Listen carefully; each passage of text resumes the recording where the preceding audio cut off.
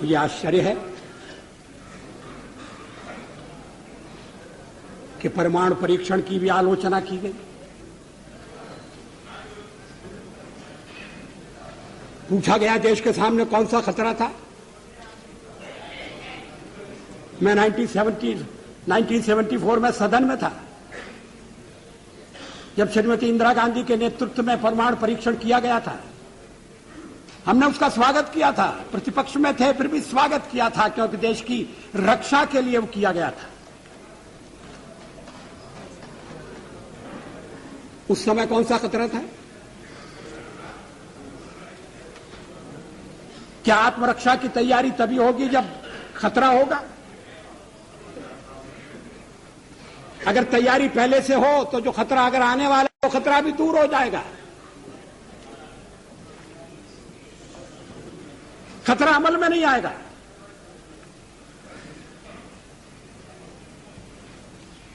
और इसीलिए हमने परमाणु परीक्षण करने का फैसला किया। हमारे कार्यक्रम का अंग है, उसमें लिखा हुआ है, कोई छुपी हुई बात नहीं थी, कोई रहस्य नहीं था।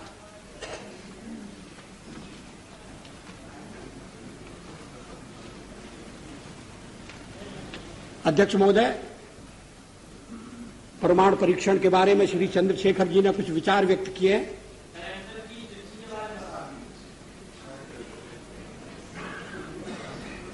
मुझे खेद है कि मैं उनके विचारों से सहमत नहीं हो सकता।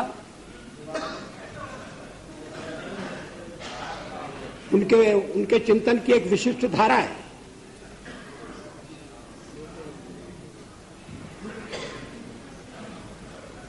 लेकिन 50 साल का हमारा अनुभव क्या बताता है?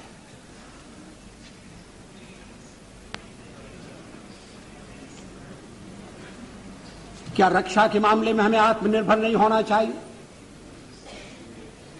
केवल एक पड़ोसी नहीं, हमारे अनेक पड़ोसी हैं। इस समय यूरोप में क्या हो रहा है वो एक चेतावनी है।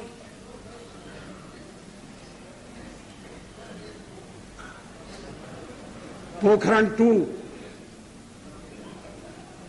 कोई आत्मश्लाघा के लिए नहीं था, कोई पुरुषार्थ के प्रकटीकरण के लिए नहीं था, लेकिन हमारी नीति है और मैं समझता हूं ये देश की नीति रही है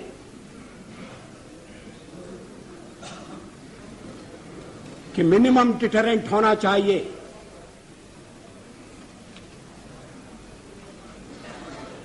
वो क्रेडिबल भी होना चाहिए।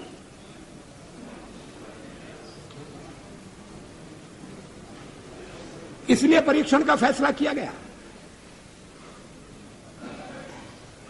उसके कारण कुछ कठिनाइयां आएंगी, हमें मालूम था,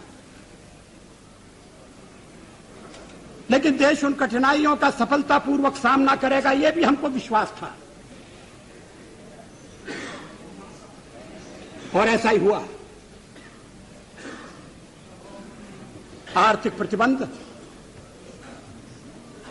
हमें आगे बढ़ने से नहीं रोक सके। रक्षा संबंधी फैसले करने से हमें विरत नहीं कर सके।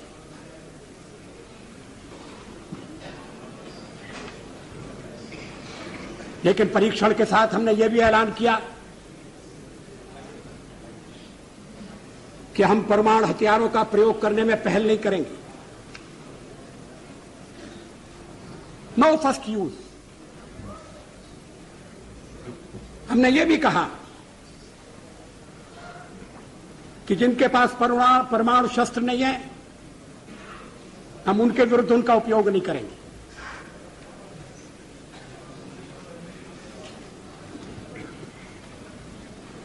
हमने परीक्षण बंद करने का भी ऐलान किया।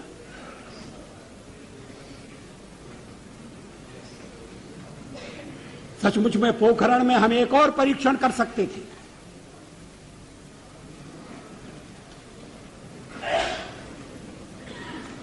लेकिन जब हमें लगा कि वैज्ञानिक तकाजा पूरा हो गया है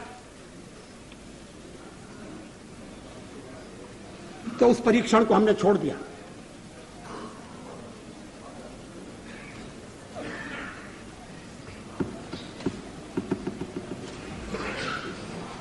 एटमी हथियार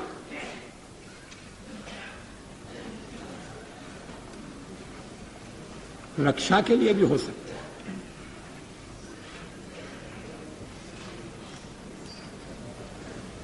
युद्ध टालने के लिए उनका प्रयोग हुआ है।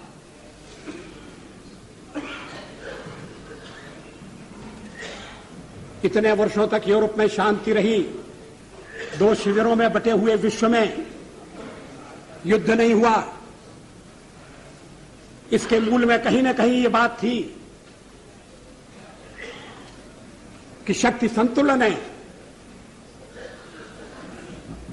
और इसलिए एक दूसरे को छेड़ने से बाज आना चाहिए। डिटरेंट के पीछे यही परिकल्पना है। इस पर सारा सदन विचार करे, इस बात की आवश्यकता है।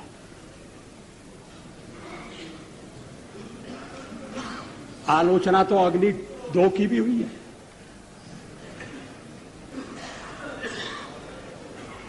और उस दिन बड़ा विचित्र दृश्य उपस्थित हुआ जब सवेरे हमने अखबारों में पढ़ा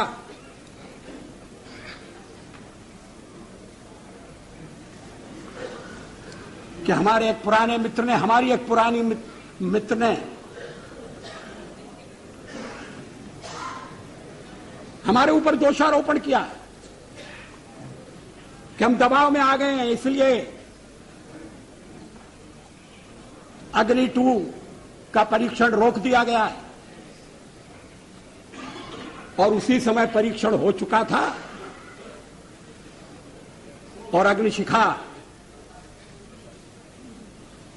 अपने गंतव्य की ओर दौड़ रही थी। अगर उस दिन हम परीक्षण न करते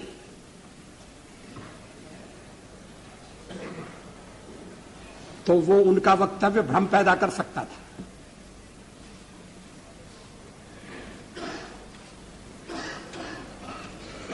विदेशों में भी भ्रांति उत्पन्न कर सकता था।